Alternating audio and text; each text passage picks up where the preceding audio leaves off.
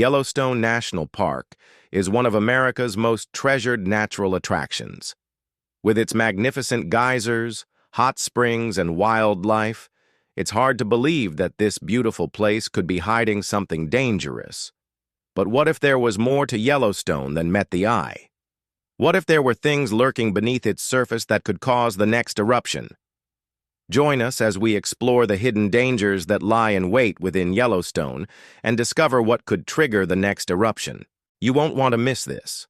There are many theories about what could trigger the next eruption at Yellowstone, but they all boil down to one thing: magma.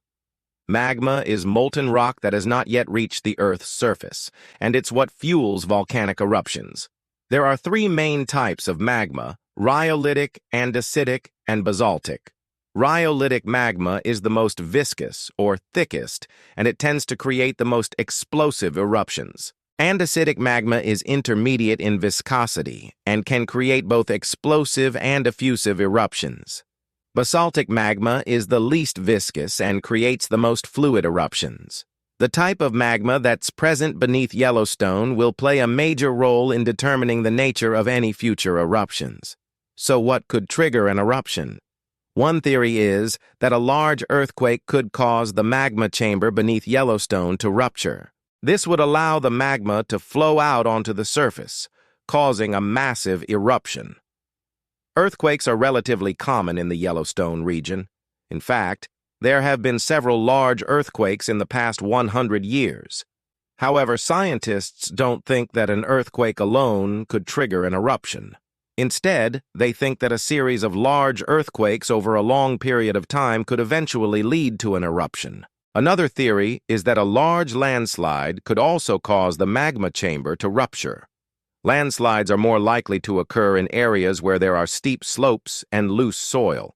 And while there are some steep slopes and loose soil around Yellowstone, scientists don't think that landslides are a major threat.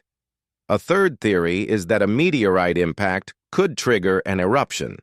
While meteorites are constantly impacting the Earth, large meteorites are relatively rare, and the chances of a large meteorite impacting the exact location of Yellowstone are extremely small.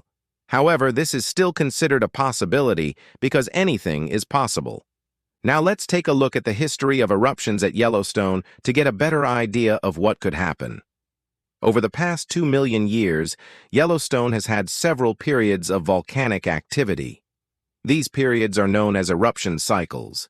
Each cycle begins with a buildup of magma beneath the surface of the Earth. As the magma chamber fills up, the pressure increases until the magma erupts. The duration of each cycle varies, but they typically last between 10,000 and 30,000 years. During an eruption, the magma is released from the chamber and flows out onto the surface. This material is called lava.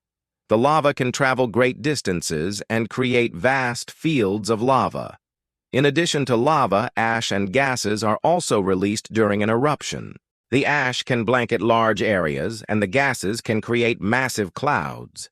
The largest eruption at Yellowstone occurred 640,000 years ago.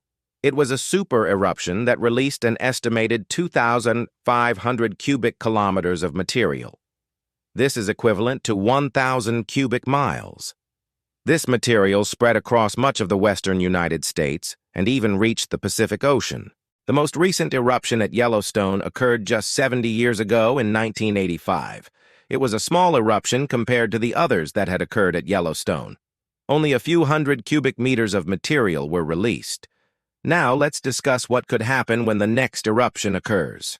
The first thing that would happen is the release of magma. As the magma chamber beneath Yellowstone becomes filled, the pressure would begin to increase. Eventually, the pressure would become too great, and the magma would start to flow out onto the surface.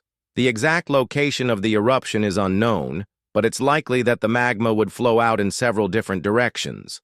The lava would travel across the landscape, destroying everything in its path. Entire forests would be wiped out as the lava flowed over them. The heat from the lava would be intense, reaching temperatures of up to 1,200 degrees Celsius or 2,000 degrees Fahrenheit. Anything that was caught in the lava flow would be melted away. In addition to the lava, there would also be an explosion as the magma erupted out of the ground. The explosion would be heard for miles and could potentially trigger other volcanoes in the area. The sound would be deafening, and the air would be filled with ash and debris. People and animals alike would be killed by the force of the explosion. As the lava continued to flow, it would eventually reach rivers and streams. The lava would quickly consume the water, turning it to steam. The steam would be released into the air and would carry ash and other debris with it. This would create massive ash clouds that would cover large areas of the United States. Cities and towns would be buried under feet of ash, making them uninhabitable.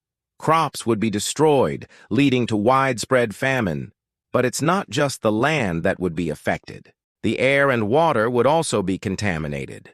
The ash and debris released during the eruption would contain toxic chemicals.